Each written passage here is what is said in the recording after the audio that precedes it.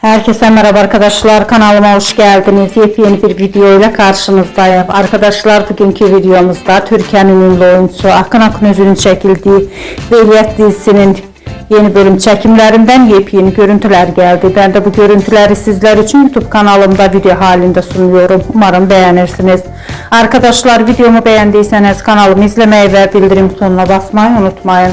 Şimdilik benden bu kadar olsun. Yeni videomuzda görüşmek üzere. Hoşça kalın.